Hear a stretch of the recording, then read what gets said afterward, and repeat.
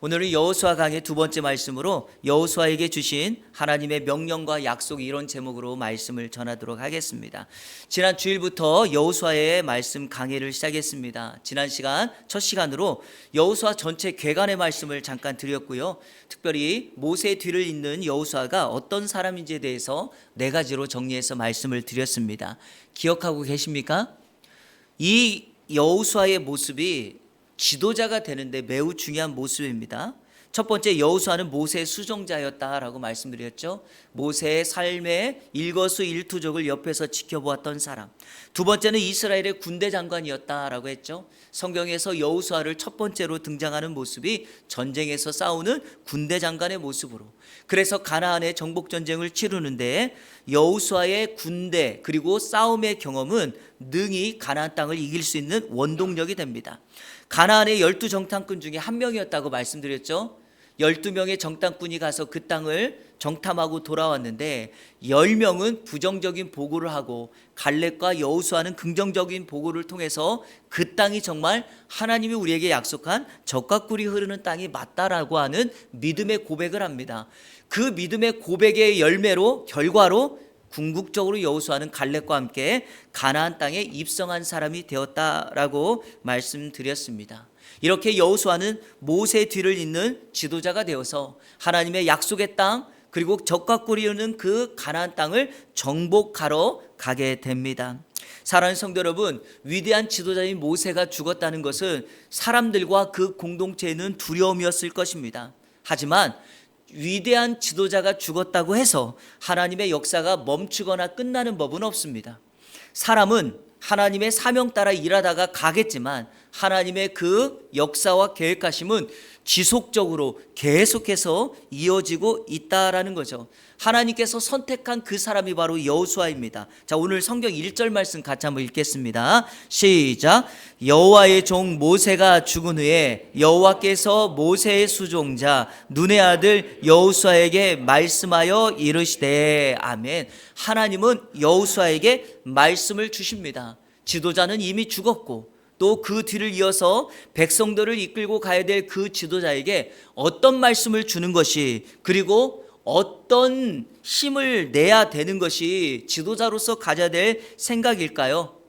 하나님은 여호수아에게 이렇게 말합니다. 자, 우리 2절 같이 읽겠습니다. 2절 시작. 내 종 모세가 죽었으니 이제 너는 이 모든 백성과 더불어 일어나 이 요단을 건너 내가 그들 곧 이스라엘 자손에게 주는 그 땅으로 가라. 아멘. 이 모든 백성과 더불어 요단을 건너 내가 이스라엘 자손에게 주는 그 땅으로 가라. 이렇게 말하고 있습니다. 지금 너의 신세 한탄할 시간이 아니다. 내가 모세에게 명령했던 그 땅을 너에게 줄 것이니까 지금 지체하지 말고, 나의 계획은 바뀌지 아니하니까 빨리 이 백성들을 이끌고 가나안 땅으로 가라라고 하나님께서 명령하고 계십니다. 사랑하는 성도 여러분, 아브라함에게 주셨던 그 명령과 약속이 모세에게 이어졌고 모세에게 주셨던 그 약속이 여호수아에게 이어져 있다. 하나님은 여호수아를 통하여 그 역사를 이루기 원한다라는 것이죠. 그래서 지금 다시금 사명의 자리로 나아가라고 말합니다. 그런데 문제가 한 가지 있습니다. 여호수아가 이 백성들을 데리고 가나안 땅에 가는 것이 쉬운 일이 아니다라는 거죠. 자, 이 2절 말씀을 통해서 왜 여호수아는 이 가나안 땅에 가기가 어려운가, 제가 세 가지로 한번 여러분들께 간략하게 말씀드립니다. 먼저 첫 번째, 이 백성과 함께 가야 된다는 거예요. 여러분, 혼자 가면 쉽겠죠? 그런데 이 백성이 누굽니까? 이 백성들이 광야에서 먹을 것이 없거나 마실 물이 없을 때나 생활이 힘들거나 불평과 원망이 들 때마다 하나님과 모세에게 불평과 원망을 쏟아놓았던 사람이에요. 여러분, 공동체를 이끌어본 지도자라면 그 공동체가 어떤 프로젝트를 감당할 때 모두가 한 마음 한 팀이 돼도 여러분 문제를 해결하기가 쉽지가 않습니다. 그런데 거기에 이와 같은 원망하고 불평하는 사람들이 가득하면 2배, 3배, 10배로 더 힘들다는 것이죠. 그러니까 정말 이런 백성들을 데리고 가는 게 쉽지가 않은 일이죠. 자, 두 번째 어려움은 요단강을 건너가야 된다는 겁니다. 이게 어려워요. 왜냐하면 요단을 건너지 않거나 아니면 이미 건넌 상황에서 이 말씀을 주셨다면 괜찮지 않습니까?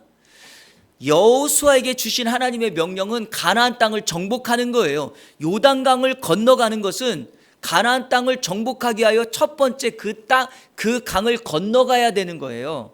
그런데 가나안 땅에 가서 그 원주민들과 싸워보기도 전에 요단강을 건너는 문제에서부터 마음이 녹아져요. 그러니까 싸움을 시작하기 전부터 큰 난관에 봉착한다는 것입니다. 우리는 이런 생각 많이 하잖아요. 내가 어떤 목적과 사명을 이룰 때 그 과정이 순조롭게 다 진행돼야지 그 진짜 싸움에서 딱 내가 싸우겠다 이런 것 아닙니까? 여러분, 모든 사람이 앞에 길 다 깔아주고 갈 길만 가면 누가 못하겠어요. 하지만 믿음의 여정은 그렇게 갈 수 있는 땅이 아니다라는 거고, 우리 오늘 예배 참석하며 말씀 듣는 저와 여러분도 동일합니다. 하나님의 주시는 은혜를 가지고 이 땅을 살아갈 때 순탄하거나 순조롭지만은 않습니다. 그래서 매일과 같이 그 난관과 그 영적 전쟁을 우리가 능히 이겨야 할 줄로 믿습니다. 세 번째, 이스라엘 자손에게 주는 이 준다라고 하는 시제 때문입니다. 주었다 이렇게 결과물로 말을 하고 여호수아 손에 딱 그것을 들려주면 쉽지 않겠어요? 그런데 여기 주는이라고 하는 시제가 우리가 잘 알고 있는 현재 진행형이에요. 지금 주고 있다라는 거예요. 말이 돼요? 아니, 가나안 땅도 아직 발로 밟지 않았는데, 가나안 땅 요단강을 건너지도 않았는데 지금 주고 있으면 어떻게 해요? 이미 주어야지. 확신을 가져야 되지 않겠습니까? 신앙생활을 하다 보면 가끔 하나님의 약속이나 명령에 이렇게 순종하기 어려울 때가 있습니다. 이런 경우가 있죠. 나의 상황과 형편과는 전혀 맞지 않는 말씀이 나에게 올 때가 있어요. 또 도저히 납득하기 어려운 일을 하나님의 말씀이 시킬 때도 있고요. 또 이런 경우도 있어요.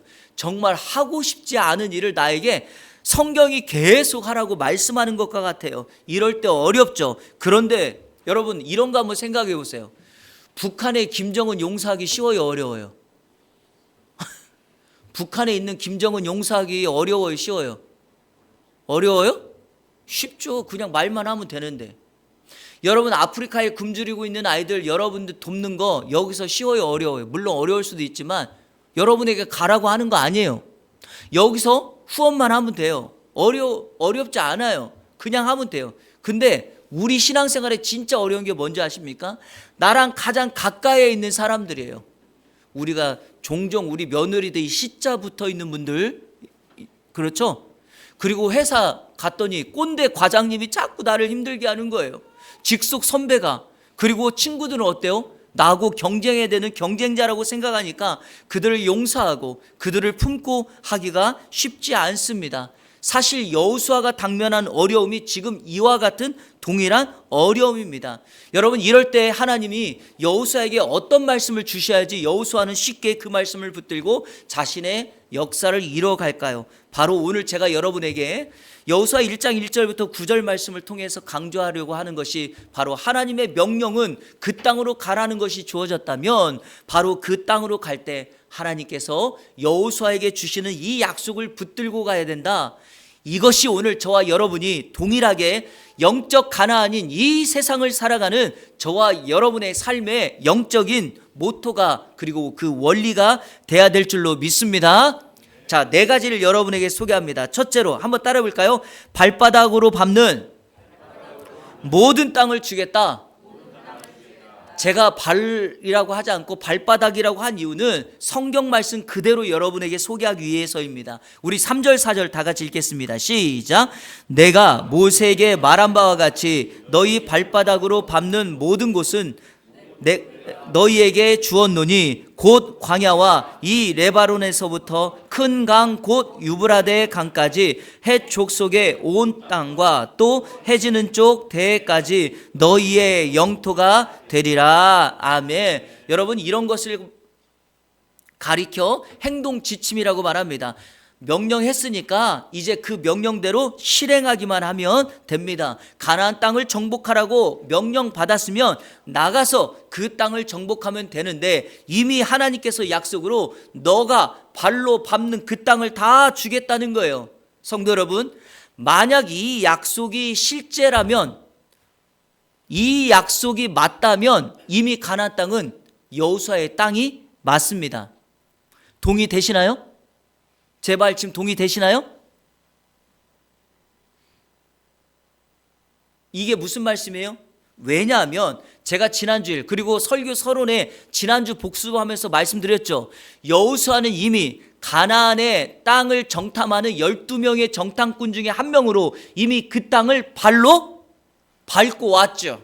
그러니까 만약에 하나님의 이 약속의 말씀이 진짜라면 이미 가나안 땅은 여호수아에게 그리고 이미 주어진 땅이 맞습니다. 우리 한번 살펴볼게요. 자, 민수기 14장 6절부터 8절 읽겠습니다. 시작.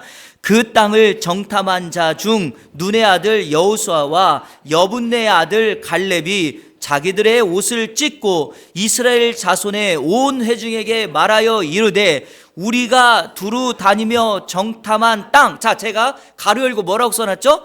발바닥으로 밟은 땅은 심히 아름다운 땅이라 여호와께서 우리를 기뻐하시면 우리를 그 땅으로 인도하여 들으시고 그 땅을 우리에게 주시리라. 이는 과연 젖과 꿀이 흐르는 땅이니라. 아멘. 자, 8절 남겨놓으세요. 제가 밑줄 쳐놨죠. 여기서 중요한 게 바로 이 밑줄 친 부분이에요. 기뻐하다, 인도하여 들이시다, 주시리다, 주시다. 여러분, 이게 히브리어 시제로 뭘로 되어 있는가? 우리 한국말로 뭘로 되어 있는 것 같아요? 미래형으로 되어 있죠? 그런데 히브리어는 완료형으로 되어 있어요. 하나님은 이 명령을 하시고 여호수아가 가나안 땅을 정탐하기 위하여 그 땅을 발로 밟았을 때 이미 하나님은 기뻐하셨어요. 이미 그들을 인도하여 드린 것과 같아요. 이미 그 땅을 여호수아에게 주셨어요. 그것이 바로 하나님의 약속입니다. 성도 여러분, 하나님의 약속은요, 한 번도 변개함이 없어요. 사람은 막 바뀌기 때문에 약속을 변개하고 그리고 약속을 지키지도 않지만 하나님은 한 번 약속하신 부분에 대해서 반드시 성취하시죠. 만약 저와 여러분이 살고 있는 이 땅이 영적 가나안이라고 믿는다면 성도 여러분, 하나님의 말씀 그 약속을 붙들고 사는 것이 이 영적 가나안에서 이 땅을 정복하는 하나님이 우리에게 주신 약속과 축복인 줄로 믿습니다. 그러므로 이 땅은 이미 우리에게 주어졌습니다. 그러면 우리가 해야 될 것은 이 땅에서 예수 그리스도의 복음으로 선한 영향력을 끼치고 하나님이 저와 여러분에게 주신 은혜, 그 받은 은혜를 축복의 통로로 흘려보내는 하나님의 사람으로 이번 한 주간 살아가시기를 주님의 이름으로 축원합니다. 발바닥으로 밟는 모든 땅 너에게 주겠다. 자, 두 번째는요, 모세와 함께 있었던 것 같이 너와 함께 있겠다. 한번 따라 보세요. 너와 함께 있겠다.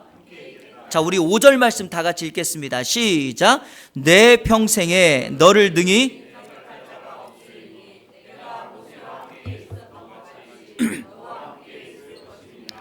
내가 너를 떠나지 아니하며 버리지 아니하리니. 아멘. 여기 밑줄 친 내 평생에 너를 대적할 자가 없을 것이다. 너를 떠나거나 버리지 않을 것이다. 이 두 개를 아우를 수 있는 말씀이 중간에 있는 거예요. 내가 너와 함께 있겠다. 하나님이 우리와 함께 있으면 우리 대적할 자 없습니다. 하나님이 우리와 함께 있으면 하나님이 우리를 떠나거나 우리를 버리지 않을 것입니다. 자, 그런데요, 이 말씀이 여호수아에게 진짜 힘과 용기가 되는 게 있어요. 만약에 성경이요, 내가 너와 함께 있겠다라고만 말했다면 여호수아의 두려움은 멈추지 않았을 겁니다. 그런데요, 이 말씀을 하기 전에 앞에다가 문구 하나를 딱 넣어요. 문구. 그 문구가 뭐죠? 모세와 함께 있었던 것 같이 내가 너와 함께 하겠다. 이 말씀을 넣어요. 성도 여러분, 여호수아가 하나님의 이 말씀을 딱 듣는 순간 주체할 수 없는 감동과 평안이 몰려옵니다. 왜 그럴까요?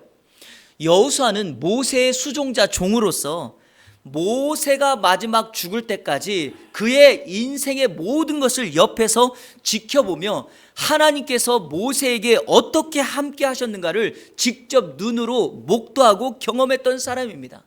애굽을 탈출하고 광야에 들어갔더니 마실 물이 없습니다.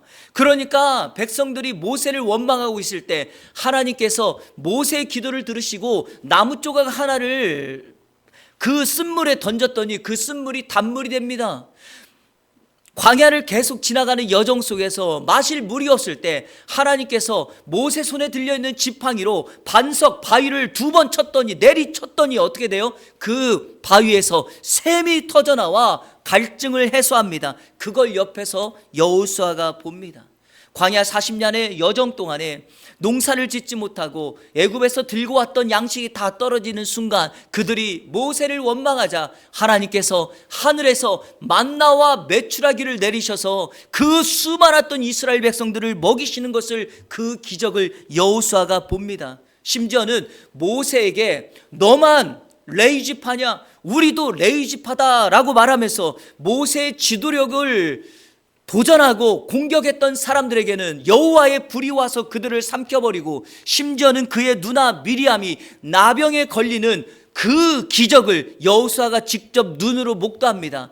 그렇게 모세를 지켰던 하나님이 오늘 모세가 죽고 난 이후에 여호수아에게 내가 모세에게 있었던 것처럼 너와 함께 있을 테니 이렇게 말하는 순간 여호수아의 마음에 두려움은 용기로 바뀝니다. 여러분, 그의 마음이 평강으로 바뀝니다. 그러니까 걱정할 것이 없다는 거예요. 성도 여러분, 하나님께서 모세와 어떻게 함께 했는지 아십니까? 자, 우리 민수기 12장 7절 8절 같이 한번 읽겠습니다. 시작. 내 종 모세와는 그렇지 아니하니 그는 내 온 집에 충성함이라. 그와는 내가 대면하여 명백히 말하고 은밀한 말로 하지 아니하며 여호와의 형상을 보거늘. 제가 이것만 한번 볼게요. 그와는 내가 대면했다. 여러분, 대면했다는 게 뭐예요? 하나님을 눈과 눈으로, 오프라인으로 만났다는 거예요. 여러분, 구약 성경에서 하나님을 본 사람은 다 죽습니다. 하지만 모세만큼은 여호와를 직접 보아도 하나님의 은혜로 살았다, 그런 사람입니다. 자, 또 모세에게 말할 때는 은밀하게 말하지 않았다는 거예요. 사인으로, 예언으로 이런 식으로 말하지 않았다는 겁니다. 모세에게는 하나님이 직접적으로 말씀을 줬다는 거죠. 그래서 우리가 잘 알고 있는 출애굽기 19장 이하에 20장부터 나와 있는 10계명부터 시작한 여호와의 율법이라고 불리우는 이것이 하나님께서 모세에게 직접적으로 주신 말씀이죠. 그리고 그 다음 보세요. 또 여호와의 형상을 보거늘. 우리가 하나님의 이미지 할 때, 여러분, 제가 과거에 설교할 때 한번 그 말씀 드렸는데, 우리가 어떤 성화나 그림에서 예수님의 성화 그림 보셨죠? 여러분, 예수님의 성화 보면 어떻게 생기셨던가요? 코 뾰족하죠. 거룩하게 생겼죠. 머리는 막 금발로 찰랑찰랑 밑으로 내려져 있죠. 이 턱선 어떻게 돼 있어요? 각져 있죠. 그런데 여러분, 이거는 누군가가 그린 그림 아닙니까? 예수님은 유대인이죠. 유대인의 전형적인 그림을 과거에 제가 한번 설교 때 보여드렸을 거예요. 얼굴 동그랗고 매부리 이게 코 우뚝하고, 이게 일반적인 모습이죠. 그래서 이사야서에서 우리 예수님이 이 땅에 오신 그 모습을 연한 순 같고 볼품없는 그런 모습으로 소개하지 않습니까? 마찬가지입니다. 하나님의 형상을 본 사람이 없지만 모세만큼은 여호와의 형상을 직접 보았다, 이렇게 말하고 있습니다. 그 하나님이 모세에게 있었던 것처럼 여호수아와 함께하고 너를 버리거나 떠나지도 않고 너의 대적을 내가 능히 물리쳐 줄 것이다. 이 약속을 오늘 저와 여러분의 약속으로 받으시기를 주님의 이름으로 축복합니다. 성도 여러분, 이사야 41장 10절 다 암송하시죠? 힘들고 지칠 때마다 두려워하지 말라, 놀라지 말라, 이 말씀 기억하시죠? 그런데 이 말씀 나오기 바로 앞에 있는 이사야서 41장 8절과 9절이 더 중요합니다. 자, 우리 한번 8절 9절 읽어볼게요. 시작. 그러나 나의 종 너 이스라엘아, 내가 택한 야곱아, 나의 벗 아브라함의 자손아, 내가 땅 끝에서부터 너를 붙들며 땅 모퉁이에서부터 너를 부르고 내게 이르기를 너는 나의 종이라. 내가 너를 택하고 싫어하여 버리지 아니하였다 하노라. 아멘. 하나님은 택한 사람 한 번 쓰고 버리시는 분이 아닙니다. 너 싫다고 질린다고 떠나가라고 말한 분이 아니죠. 로마서 9장에 보면 우리 하나님의 모습을 토기장이로 소개하는 본문의 말씀이 나옵니다. 로마서 9장 21절 한번 보십시오. 제가 읽겠습니다. 토기장이가 진흙 한 덩이로 하나는 귀 있을 그릇을 하나는 천 있을 그릇을 만들 권한이 없느냐. 하나님은 하나님이 택한 이 백성들의 모습이 모양이 귀하든 천하든 상관없어요. 하나님이 만들면, 토기장이가 만들면 그 목적 따라 쓰임받게 됩니다. 한 가지 이야기를 여러분에게 해드립니다. 한 마을에 유명한 토기장이 한 사람이 살고 있었습니다. 마을 사람들은 그가 만든 그릇을 좋아했고 그가 그 그릇에 담긴 자신의 마음, 모양, 디자인을 너무나 좋아해서 늘 그릇을 보며 감동했습니다. 그런 토기장이가 한 번은 다른 때와는 다르게 며칠 몇 밤을 고민하면서 그릇을 만들었다가 부수고 만들었다가 부수고를 반복합니다. 그러다가 어느 때가 되었을 때 이 토기장이가 한 그릇을 만들고 너무 기뻐하며 그 그릇이 마르기를 기다리며 진열장 위에다가 딱 올려놓았습니다. 그런데 그 모양이 다른 그릇과는 좀 다릅니다. 깊이가 깊고요, 양쪽 그릇 끝에 당나귀 귀처럼 긴 손잡이가 달려있는 것입니다. 마을 사람들은 그가 도대체 며칠 동안 고생하여 만든 그릇이 무엇인가를 가서 진열당 앞에 갔다가 너무 실망하게 되었습니다. 더 이상 이 토기장이가 감각을 잃었나? 더 이상 능력이 없나? 비난하기 시작합니다. 3일이 지나고 이 진열장 위에 올려놨던 그릇이 다 마르자 토기장이는 자신이 공들여 만들었던 그 그릇을 가지고 한 집을 찾아갑니다. 집의 문을 두드렸을 때 집에서 한 사람이 나왔는데 그 나온 사람들의 모습을 보고 마을 사람들이 동일하게 자신들이 그 토기장이를 비난한 거에 대해서 죄책감을 갖기 시작합니다. 집에서 나온 사람은 양손을 사용할 수 없는, 그래서 그릇을 팔로 들어야만 했던, 여러분 대부분의 사람들은 그릇을 손으로 들지 않습니까? 손을 사용하지 못하니까 팔로 끼워서 그릇을 드는 그 사람이 집에 나왔던 거죠. 여러분, 모양은 볼품없었지만 하나님께서 그 한 사람을 위하여 그 그릇을 만들었던 것처럼, 토기장이가 그 아픈 사람을 위하여 그 그릇을 만들었던 것처럼 하나님께서 저와 여러분을 지금 이런 모양 저런 모양으로 만들었다는 것은, 모양이 다르더라도 세상이 우리를 바라볼 때 비천한 모습이라도 우리를 버리거나 우리를 싫어서 우리를 깨지 않는다는 것이 하나님의 약속인 줄로 믿습니다. 이 약속을 하신 분이 토기장이 하나님이라면 여호수아의 형편, 여호수아의 현재 상황을 우리 하나님만큼 가장 잘 아시는 분이 누구겠습니까? 그러니까 하나님은 언제나 저와 여러분들을 지금 있는 모습 그대로 하나님께 구별되어서 하나님의 영광을 위하여 일하기 시작한다면 반드시 우리의 가장 적합한 모습으로 우리를 이 땅의 지도자로, 이 땅의 종으로 사용하여 주실 줄로 믿습니다. 이 은혜로 한 주간 살아가는 예안의 모든 성도님들 되시기를 주님의 이름으로 축복합니다. 셋째로 한번 따라 볼까요? 강하고 담대하라. 이렇게 말씀하시는 분이에요. 자, 우리 6절 다 같이 읽겠습니다. 6절 시작. 강하고 담대하라. 너는 내가 그들의 조상에게 맹세하여 그들에게 주리라 한 땅을 이 백성에게 차지하게 하리라. 아멘. 여호수아가 가지고 있는 두려움의 문제를 하나님이 가장 잘 아시죠. 그러니까 가나안 땅을 너에게 준 것은 분명하니까 강하고 담대하라 라고 말을 해요. 그런데요, 이 말이 얼마나 중요한지 7절에서도 오직 강하고 극히 담대하여, 9절에서도 내가 내게 명령한 것이 아니냐, 강하고 담대하라 두 번을 더 반복합니다. 성경을 읽을 때 똑같은 단어, 똑같은 내용이 반복된다면 그것은 성경에서 매우 중요한 거죠. 그러니까 반복하고 있다는 겁니다. 여러분, 강하다는 말은 be strong, 강해져라, 또 힘을 내다, 이런 뜻이에요. 여기 담대하라는 말은 용기를 가지다, 용기를 내다, 이런 말이죠. 그런데요, 이게 참 쉬운 일이 아니에요. 인생의 어려움과 아픔을 가지고 있는 사람에게 찾아가서 집사님, 권사님, 힘을 내셔야 돼요, 용기를 가지셔야 돼요. 여러분, 그게 우리에게 필요한 말인 줄은 알지만 그게 잘 안 돼요. 용기를 가지라고 힘을 내라고 해서 힘이 나고 용기가 납니까? 안 되죠. 신앙생활 할 때 우리가 이거 많이 경험하지 않습니까? 목회자도 가서 어떤 말을 하면 정말 위로가 안 돼요. 왜 그럴까요? 왜 위로가 안 될까요? 이것 때문이죠.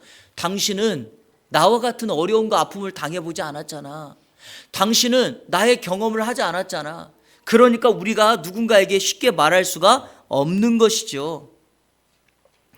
아이의 질병으로 젊은 집사님 부부가 사랑하는 아이를 먼저 천국으로 떠나 보냈습니다. 어느 누가 가도 위로가 되지 않는 그 순간에 권사님 한 분이 청소년 시절 자신의 사랑하는 아들을 천국에 먼저 보내고 오랫동안 홀로 사시다가 그 젊은 집사님 부부에게 찾아가서 집사님 힘들죠 라고 말하는 순간에 이 집사님 부부가 다른 사람에게는 위로가 되지 않았는데 권사님의 그 힘들죠 라고 하는 말 한마디에 하염없이 울면서 위로가 되는 이유가 무엇입니까?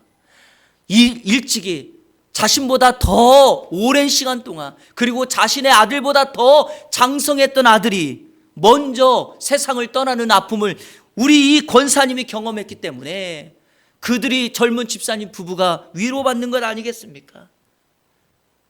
누가 말하지 않아도 이렇게 말해요. 권사님 어떻게 이 시간을 견디셨어요? 우리도 이렇게 힘든데 그 오랜 시간 어떻게 견디셨어요? 라고 말하는 것, 이게 진짜 위로가 될 것입니다. 사랑하는 성도 여러분, 하나님께서 여호수아의 모든 형편과 삶의 정황을 아시는 그분이 여호수아에게 강하고 담대하라 한 번이 아니라 3번을 강하고 담대하라 이렇게 말했다는 것이 무엇입니까? 내가 정말 너의 마음 그대로를 알고 있어. 여러분, 하나님이 정말 그런 분이십니까? 이것이 이해가 안 될까 봐 우리 하나님께서 자신의 독생자 하나밖에 없는 그 아들을 우리에게 십자가에 달려 죽이시기까지 내어주시면서 우리에게 은혜를 주시고 우리에게 성령을 주신다고 우리 주님께서 약속하지 않았습니까? 그러니 하나님은 지금 여호수아에게 진정한 참된 위로를 하고 계신 분이다 라고 하는 거죠. 마지막 넷째로 한번 저를 따라해 볼까요? 말씀을 묵상하고 순종하라. 이걸 제가 예전부터 여러분에게 강조해 드렸죠. 한번 따라해 볼까요? 묵종하라. 묵상과 순종입니다. 자, 오늘 성경 말씀 마지막으로 8절 같이 읽겠습니다. 시작. 이 율법책을 내 입에서 떠나지 말게 하며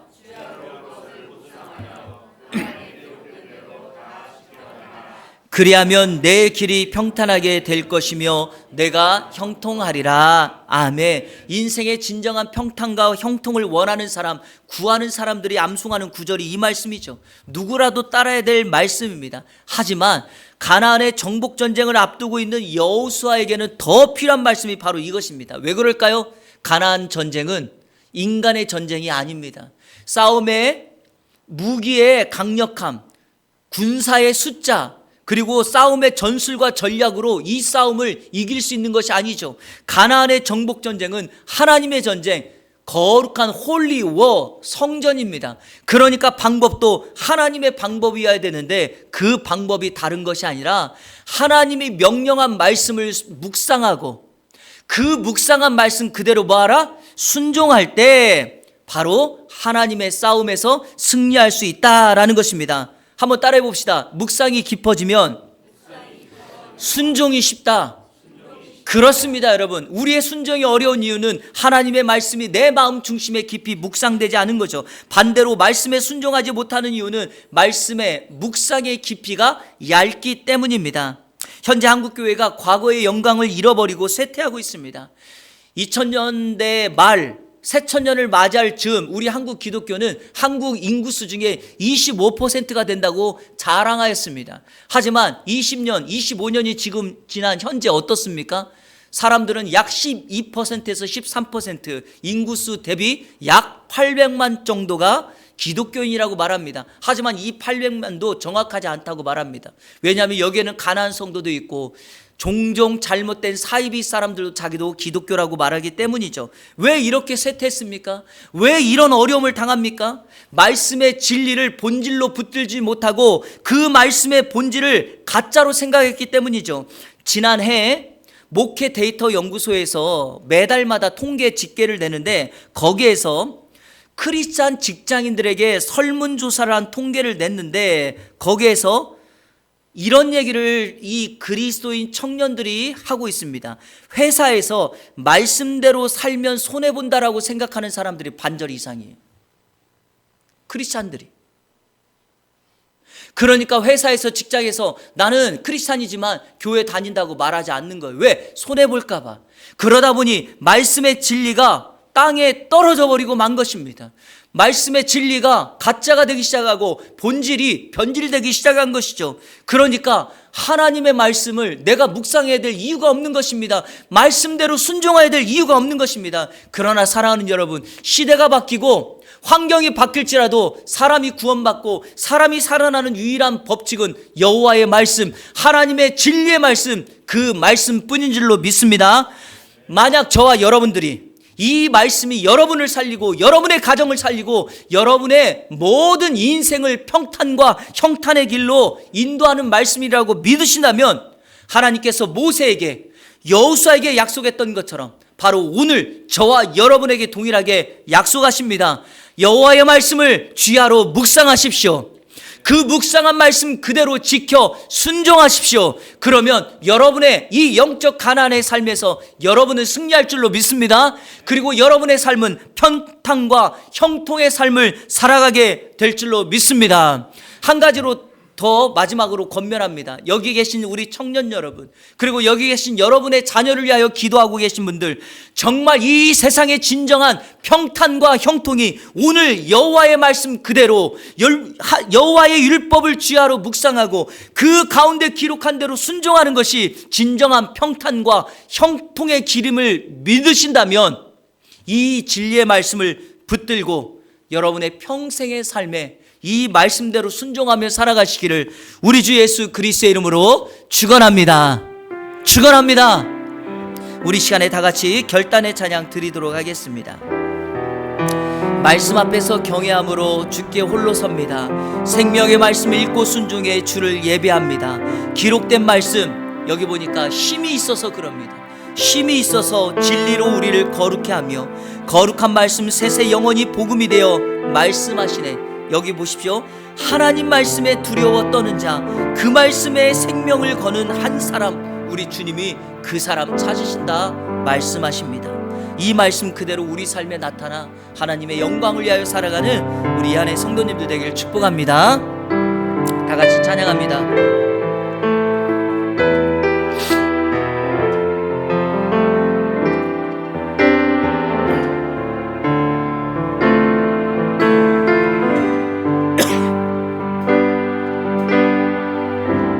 말씀 앞에서 경외함으로, 말씀 앞에서 경외함으로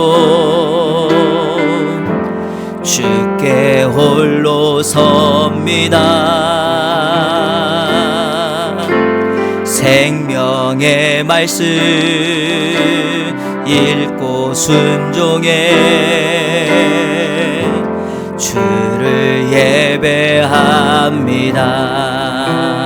기록된 말씀, 기록된 말씀 힘이 있어서 진리로 우리 거룩해 하며 거룩한 말씀 세세 영원히 복음이 되어 말씀하시네. 하나님 말씀에 두려워 떠는 자, 그 말씀에 생명을 거는 자, 한 사람 찾으시는 주님의 약속을 믿어 하나님 말씀에 운명을 거는 자, 순종하며 주 따라가는 자, 영원한 하나님 나라 이뤄갈 주의 교회여 일어나라. 주님은 나의 산소, 주님은 나의 산소,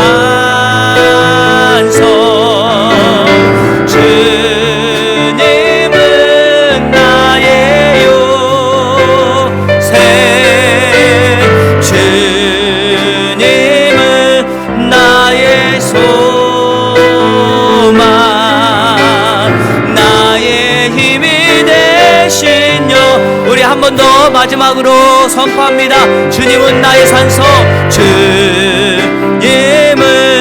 나의 산소,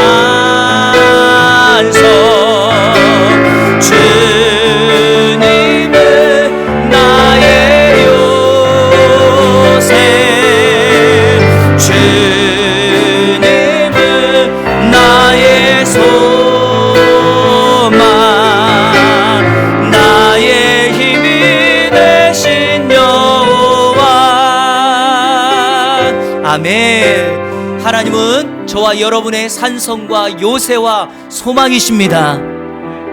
인생의 어려움을 당한 사람마다 그분 앞에 나가 그분 품에 가서 안식함을 누릴 수 있는 것은 다른 것이 아닙니다. 그분이 가장 싸움을 잘하시는 분이에요. 그분이 가장 팔이 크신 분이에요. 그분이 가장 큰 우리의 요새와 산성이시기 때문에 그렇습니다. 인생에 만나는 어떤 어려움과 환난 속에서 우리가 안전함과 안식을 누릴 수 있는 유일한 장소 한 곳을 꼽으라면 그것은 바로 여호와의 날개로 덮는 그 품인 줄로 믿습니다. 이 시간에 하나님의 말씀이 그 품입니다. 하나님의 말씀이 그 날개입니다.